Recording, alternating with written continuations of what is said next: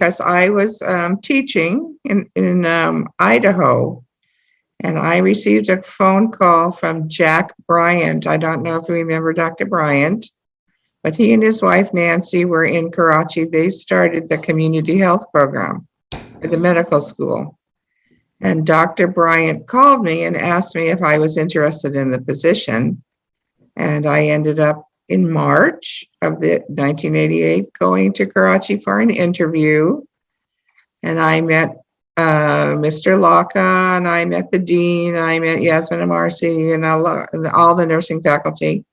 And they offered me the position, but I was still a doctoral student. So they said, you can have the position if you finish your doctorate. So I went back to Idaho and quickly finished my doctorate. And so then I packed up all my belongings and brought them back home to California, and then flew to Karachi. I think I actually got there on July 3rd, 1988.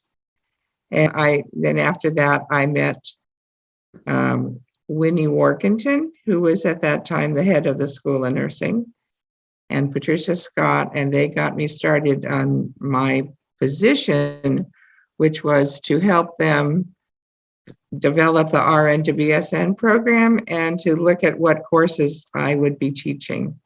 So I don't know if that's enough of a beginning, but that's how I started.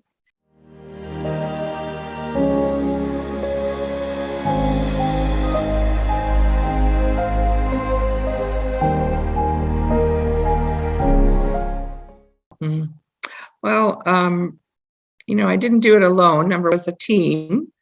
There was Ruth Harner, who was the community health specialist, and Patricia Scott at that time, who was the head of the program, and Elaine Martin, who was the English teacher. I don't know if you remember her, and me. And so we all met as a team and tried to outline what RN to BSN program would look like, and what were the requirements that it needed, how many hours it needed, what percent clinical, what percent theory. And then we had to talk about what courses. I remember having to develop courses. So my background, I did the health assessment course, and I created the culture, health, and society course.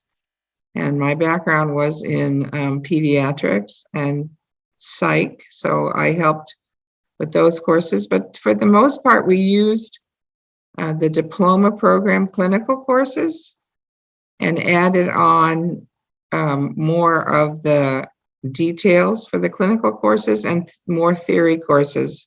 The biggest thing that happened was that early on, Patricia Scott left, and I became the acting head of the baccalaureate program. So I was teaching my courses and helping to develop programs, and also trying to run the program. So that happened pretty early on. And of course, community health nursing, I want to give a shout out to that, because that was brand new for Karachi and the country. And, that team, Dr. Bryant, Nancy Bryant, Ruth Harner, and I, and the nurses who were on the team, really worked to create a community health setting where we could do community health courses, as well as actually run a community health center in Karachi. Best things that was ever done there. It was, one of the highlights, I'd have to say, that transformed things for education, medical and nursing education in Pakistan. Rosina Karmaliani, who was one of my very first students. And can I tell you a story about Rosina? Of course, yes. Well, Rosina was an excellent student, and she went through our baccalaureate program, and she wanted to do a master's degree in community health. And she was the first one, she was the test case for trying to get one of our AKU graduates into graduate school in the United States, or in the West. And so she applied to several places, and I think she ended up in Minnesota or Wisconsin, somewhere there. I can't remember exactly, but I had to go through quite a lot of communicating and persuading people in the States that our program met international standards and that our graduates were just as good, if not better, than any graduate from anywhere else in the world, and that they would be very fortunate to have Rosina as a student, that she would be an asset to their program. And I have to say that all of that paid off because they accepted her. And she went on and got her master's and later went on and got her PhD and later came back to the school. So that, that was like a story that I could see start from the very beginning when she started to get educated to when she ended up being in charge of the school. So, what a success for the school overall, for all the work that everybody did to see it come to that. And when you look at now how many nursing school graduates have gone on to higher education and gone on to successful careers and successful teaching positions, administrative positions, clinical positions, and they're everywhere. And the school is still going strong. And I'm still associated with the school. So I'm very happy with it. Well, and that's my message to everyone, is to just keep it going.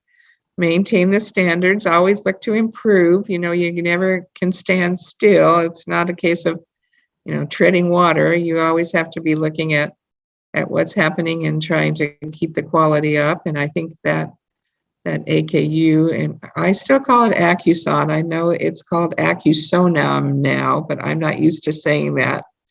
In my days, it was AKU-SONAM, and just all the best wishes for its continued success. I'm hoping that the next step will be to have the School of Nursing programs accredited, internationally accredited, so that it will be even easier to be recognized for the outstanding job that is done by the School of Nursing academically.